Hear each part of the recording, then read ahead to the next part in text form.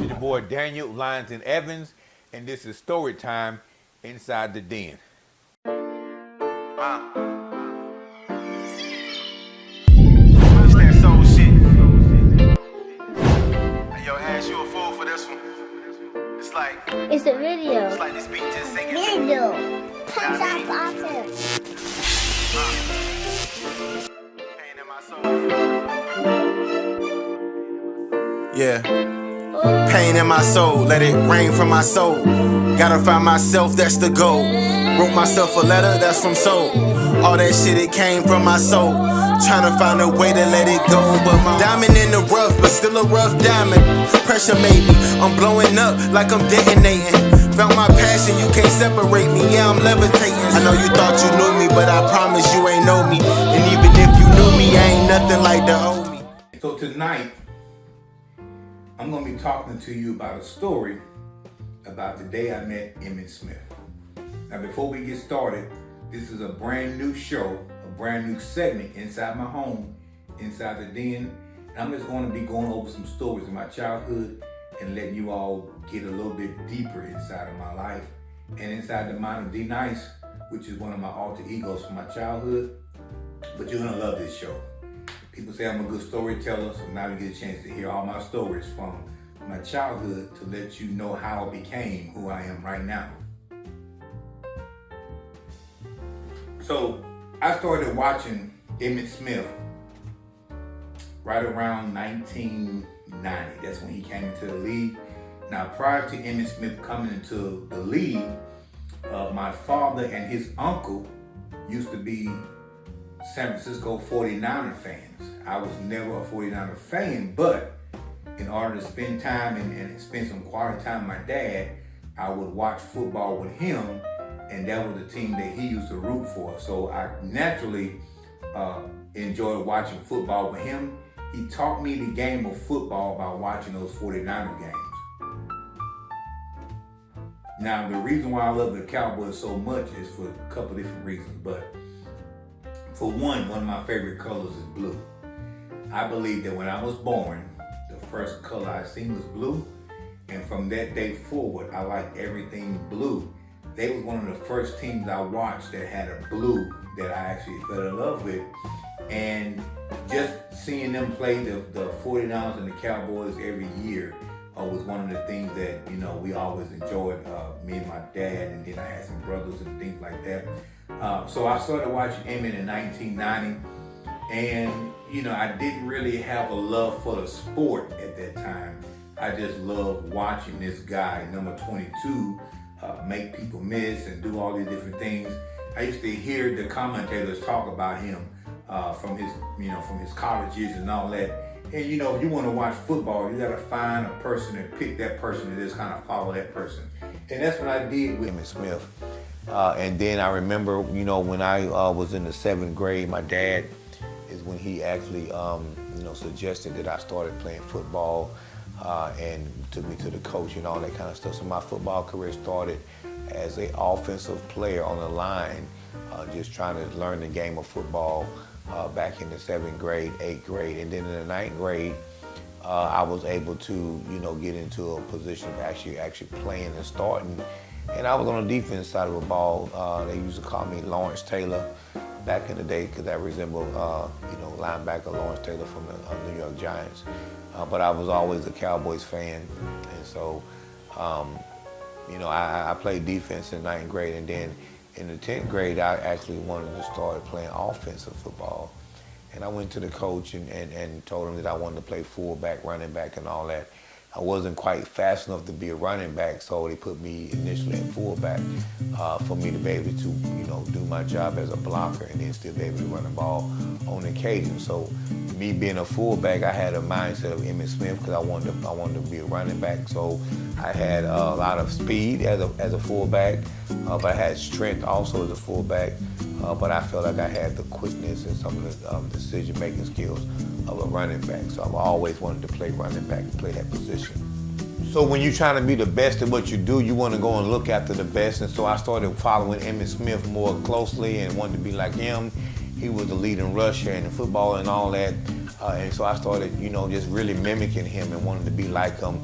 And I patterned my game after Emmett. And then so in high school, when I got to the 10th grade, I was acquired the nickname of Baby Emmett because I used to dress like Emmitt Smith. You know, I tried to talk like Emmitt Smith, and you know, everything. I tried to play like Emmitt Smith, and a lot of the success that Emmett was having in the league at that time, I was experiencing some of that success, you know, in my little world, you know, of a high school football player. And so, you know, I developed that reputation of being that. And so I just really, you know, just really fell in love with Emmitt Smith. And so, you know, going through high school, you know, I had a nephew when I was 10 years old. So he's been around pretty much half my life. And then so he started playing Pee Wee football around the time that I went to Marine Corps boot camp in 1999. Come back from Marine Corps boot camp, my nephew, his little Pee Wee football team had won a championship, and they was awarded tickets to, you know, New Orleans Saints game because their team was sponsored by the Saints. So they had got awarded some tickets to go see a Saints game when they played the Cowboys. And my nephew, knowing that I was, you know, Emmitt Smith fan and Cowboy, he said it'd be a good thing for my Uncle Daniel to take me to see this game. And so one of my Christmas gifts that year was him bringing those tickets for me to go in and take him to see the Cowboys play the Saints in New Orleans. And so my nephew wanted me to take him to the game, you know, coming out of Marine Corps boot camp at that time. I really wanted to you know, go to the game. But at the time I was dating this young lady by the name of Gina Marie. You're gonna hear her name out in this story a whole lot, Gina Marie Evans. So at this time, I was dating her, which is my high school sweetheart, and I'll tell you that story in a little bit as well. But she was from New Orleans. You know, growing up there, being on the streets of New Orleans in the 9th Ward and places like that, she had a better understanding of the culture than I did. And I was friends with some guys in junior high, Aaron Thompson and Andre Fowler. You know, they had told me that they had went to New Orleans as a family, and when they came back, their van was stolen. I done had stories about people going to New Orleans to one of those games and coming back and their rims and stuff was gone. And so just hearing these stories at a young age kind of really had me like worried about if I would ever go to New Orleans myself, you know, how would it be? What would I do? We ride, you know what I'm saying? We going to New Orleans. I'm nervous the whole time, not knowing what to expect. You know, with my Reebok gear on, my nephew, and then Gina. You know, Gina was in the car.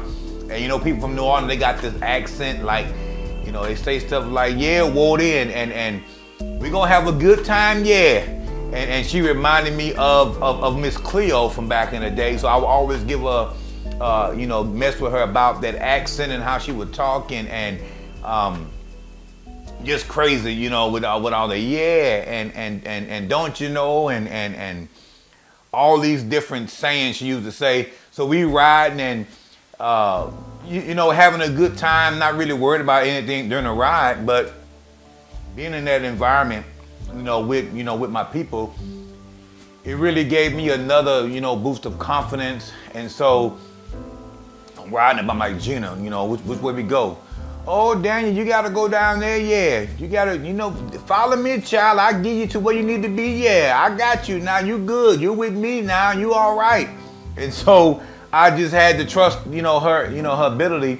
And we got to the stadium, you know, just being able to see the stadium, man, you know, first time, you know, I wasn't, you know, never exposed to that type of stuff. You know, it was really a different thing for me, showing up to the stadium.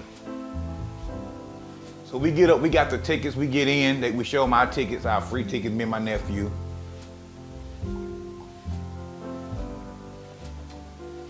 And then they give us the price for a third ticket, and we get it done. So Gina's smiling the whole time. My nephew smiling the whole time, talking to him, hey man, hey nephew, what do you think so far? Hey, this is awesome, man, this is good. You know what I'm saying? I'm like, okay, good, so we're gonna enjoy ourselves. So we go into the game, going into the stadium, And I'm looking at all these Saints fans like, man, I remember back when the Saints used to wear trash bags over their head because they were so garbage. Yeah, I got to talk trash about them because I'm telling the story about them. So they used to wear trash bags on their head because they was garbage. We go into this thing, we sit up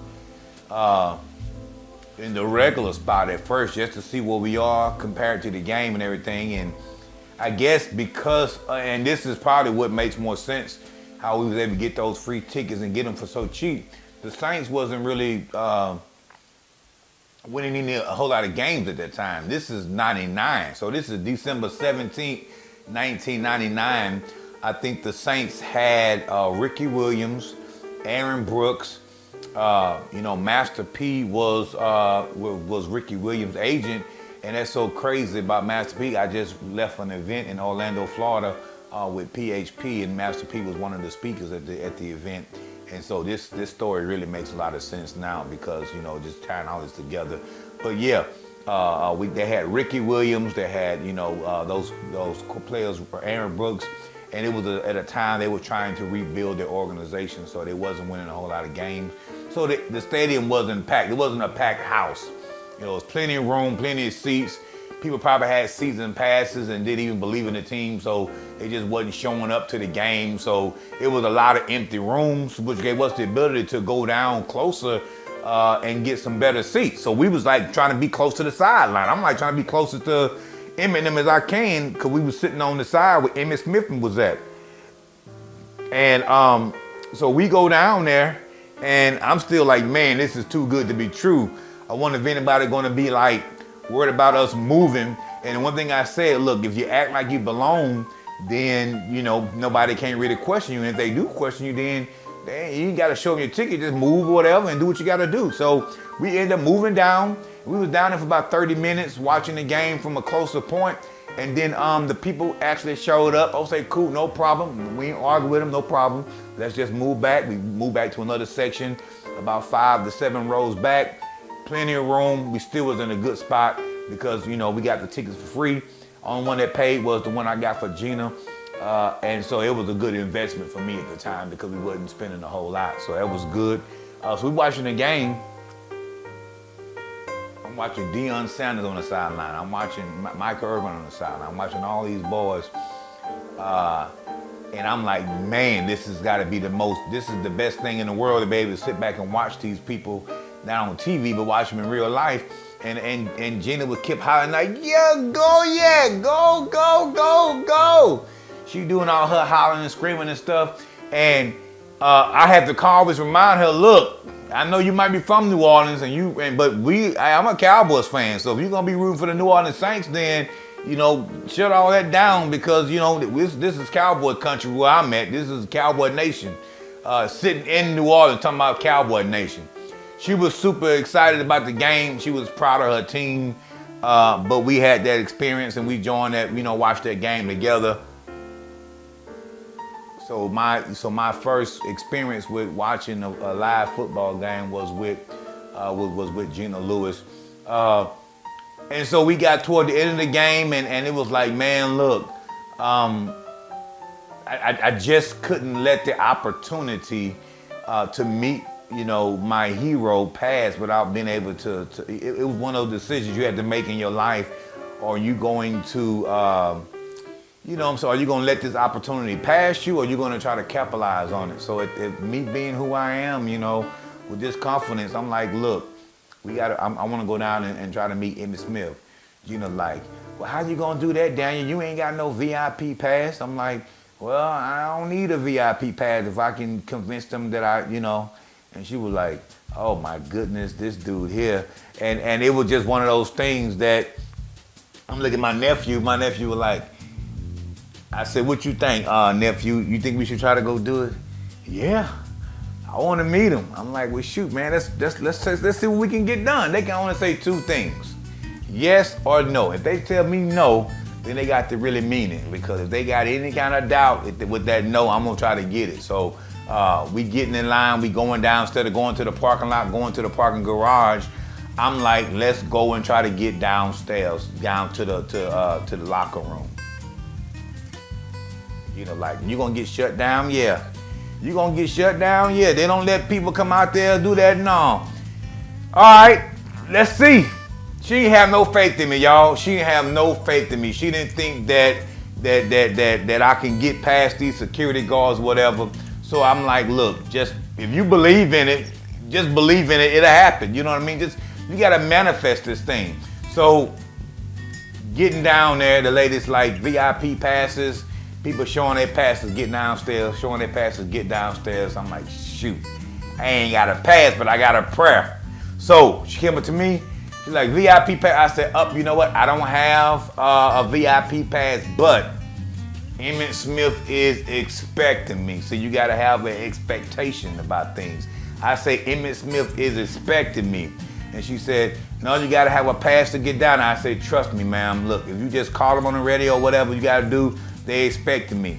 Okay, Emmitt Smith is expecting me. So she let some other people go, let other people go. I was still standing there like she wasn't gonna get rid of me. And I looked at her in her eyes, and she had a look about her eyes that like she knew that look. If it was anybody you wanted to turn your eye, turn your head on and make something happen, this was one of those opportunities. And I don't even know the woman's name. Ma'am, if you are listening to this show, if you're watching it, if any reason you ever hear this story again, understand that what you did for me really catapulted me into a higher position. And I want to thank you for going against the grain and letting me down when you know I didn't have a VIP pass. So with that being said, I thank you, ma'am, for allowing me the opportunity to get past security. She let me through without a VIP pass, y'all. I had to talk myself into this position because I wouldn't let this opportunity pass me. And so we get down there, and we got past the one roadblock. After the game, the players can either choose to come out to the locker room or go to the van or the bus or whatever and to do interviews and everything. And so when she was calling the radio, she was like, look, is Emmitt Smith coming out? And they said, Emmitt Smith is not coming out. They said that about 6 times. Sorry, sir, Emmitt Smith is not coming out, so, ain't nothing I can do. I'm like, well, just give it a few minutes and then ask him again. I'm telling the lady this now. Give it a few minutes and ask him again. And so she waits a minute and she calls back and say, is Emmitt Smith willing to come out? He got people out here looking to see him. He came back and said, no, he ain't coming back. And I said, ma'am, just give it one more chance. Just give it one more time. Came back, boom. She called the last time, came back, said, yeah, he coming out. Boom, that's my way in. He coming out. So we go down here, me and my nephew and Miss Gina Marie. We go down to the floor level where the locker room is at, and wait for Emmitt Smith to come out. We waiting. Even though this is one of the most profound people in my life at this moment, like I'm finna be in a room with a rock star, or I'm finna be in a room with just this awesome dude. And in my mind, I'm like, I can't be starstruck. So he came out. I held my cool. I held my nephew back. I said, hey, he was getting ready to run. Hey, chill. And Gina was standing next to me doing her little thing. And I let him talk to everybody. I kind of eased a little bit closer. We kind of eased up a little closer, let him do his thing. And as soon as he made eye contact, boom, it was game on. Made eye contact, boom, walked up to him. What's going on, Emmitt? Hey, man, awesome game, brother. You know what I'm saying? You still the best back in the NFL, because at this time, in his career, people had started saying his career was on a decline, which in actuality, when you get to a certain point, your career does kind of go down. You just got to work harder to keep, to remain relevant, because you got young guys coming out of the league and they faster and stronger than, the old schools, the old heads. So Emmitt he still put up some MVP type numbers in a losing effort. So I want to let him know that I still consider him the best, even though they was talking about Barry Sanders at the time. Barry Sanders had just walked away from the game, quit football, and Emmitt Smith was still actively playing, so he was going to be next on the throne to get the rushing title. And I was just making sure, he knew I appreciated his game and his hard work. So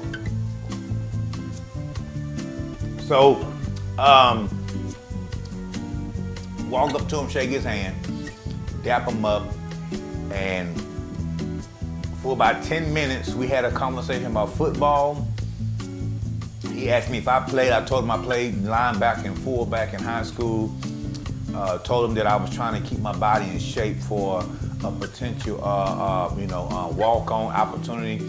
You know, he was telling me about Mike Anderson, which I had already knew about Mike Anderson, number 38 for the Denver Broncos, played behind Terrell Davis. So I was using that story to kind of like really, drive, my career and wanted to do this football thing. And so he was very interested in my story after I told him, what I've been going through and everything. He was like, we do have some opportunities to come out and try out for the Cowboys. You know what I'm saying? I could put a good word in for you. Here's the number to my assistant. Gave me the number to the assistant. And Emmitt Smith invited me to come try out for the Cowboys. He had gotten his brother Emory Smith a tryout as well. So he had a little pool in Dallas, So I was really excited about that, to have an opportunity to be even offered a position. And so after that, we took a picture, me, Emmett, my nephew, and Gina. And it was his cousin, the one that claimed to be his cousin, took it on her camera, on her disposable camera. They didn't have camera phones at this time, so they had the disposable camera. So I told her that, look, take these pictures, and then I'm gonna send you my address to my mom's house. Send the picture to my mom's house, and then she'll make sure I get it. We exchanged numbers and everything. And then I had bought a program, one of the books they were selling, and it had Emmitt Smith, and he actually signed it for me. So I got an autographed copy of a book from Emmitt Smith. I got my picture. It's all the proof that I needed to let people know that, yeah, I met Emmitt Smith. That was my childhood hero. I had to talk it up. I had to manifest it. And that's not the only thing that I've able to manifest. So that was just one of the things that I manifested, and being able to talk myself into a winning position to meet my guy Emmitt Smith. And I remember all that afternoon on the way back, Gina was talking her New Orleans talk. You think you bout it, and you know what I'm saying.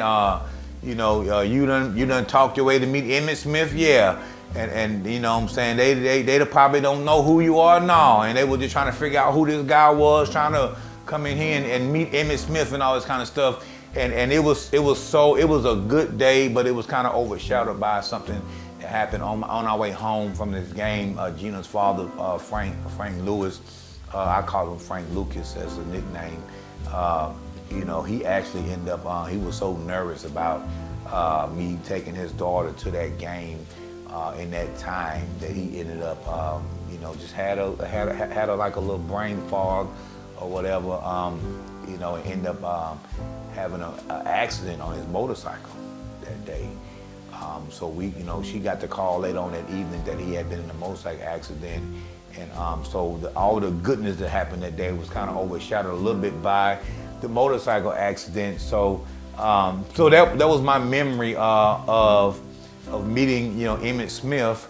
And in order to really hone in on how that happened is, like I said, you got to really know my people. My nephew Ahmad, he was born when I was 10 years old. He's my first nephew.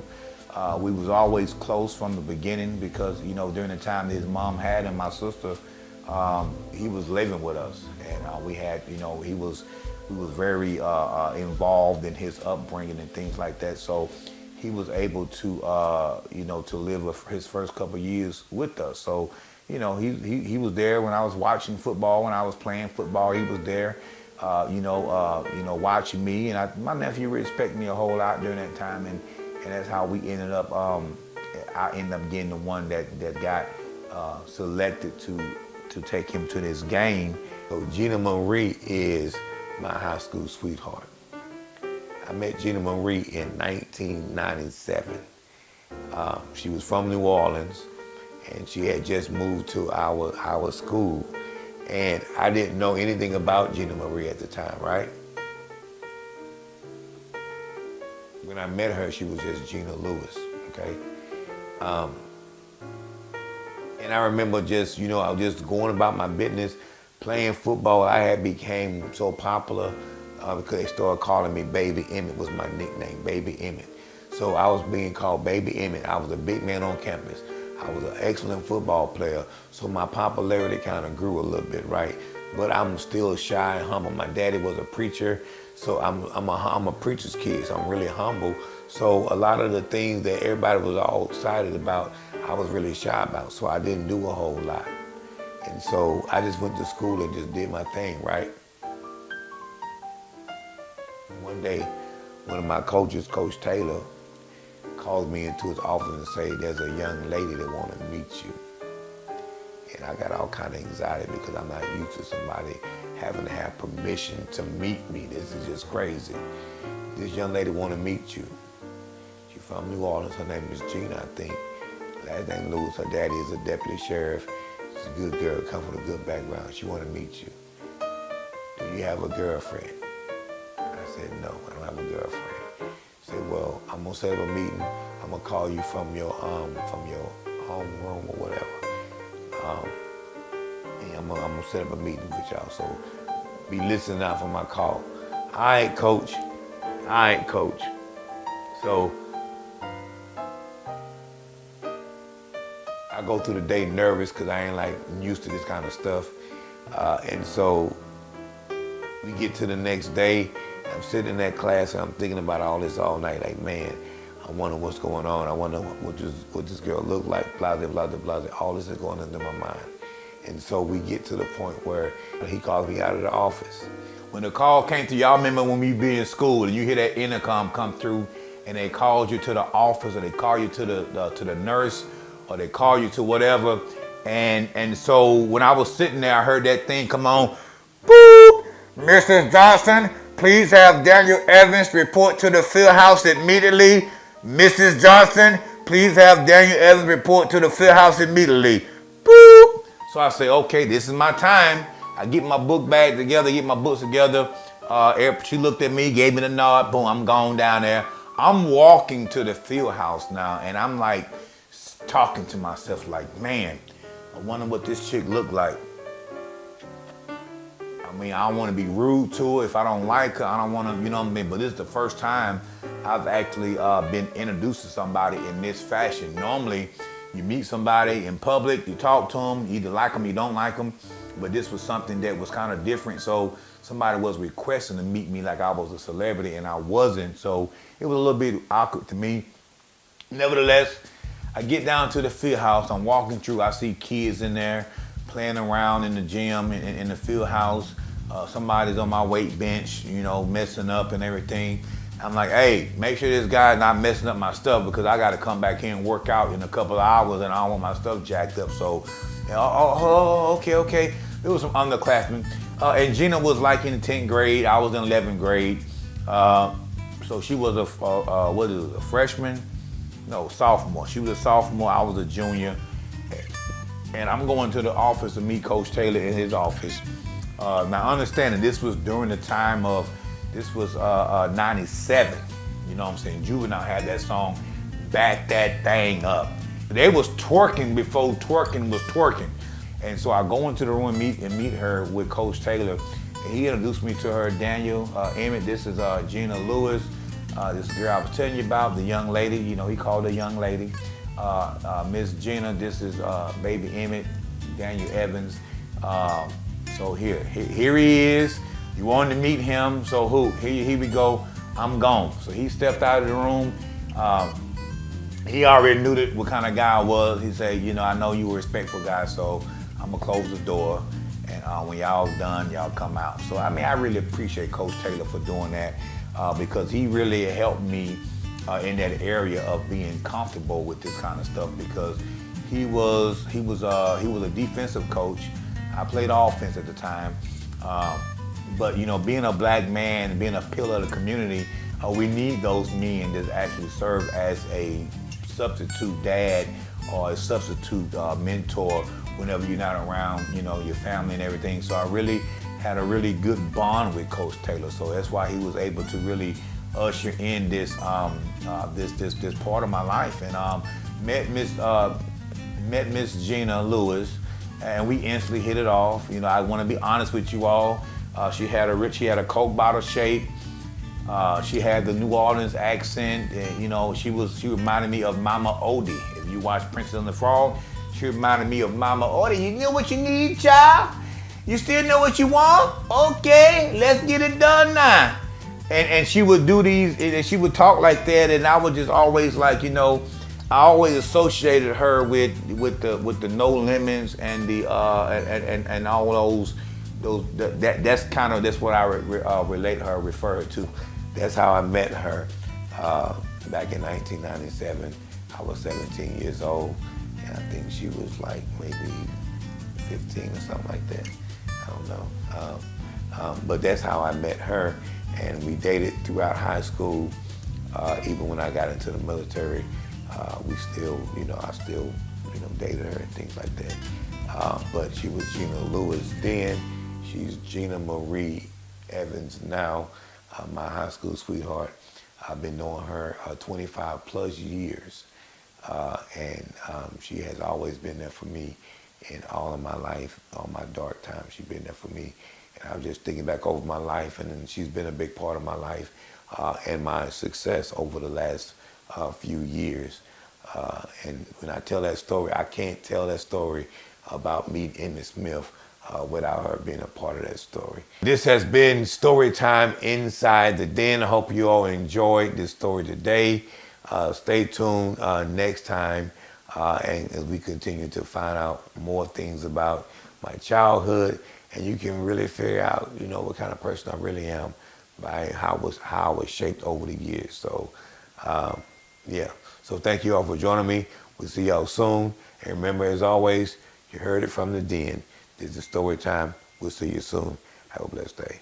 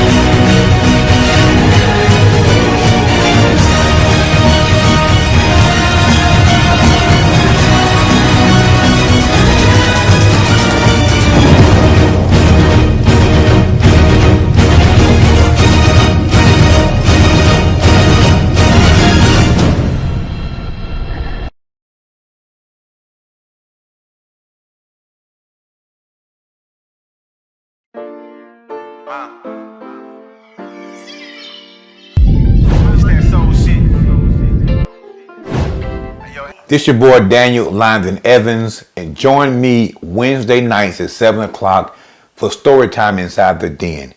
What is story time? These are the opportunities I have to tell stories about my childhood and my adulthood now. Things that have happened in my life to shape where I am now.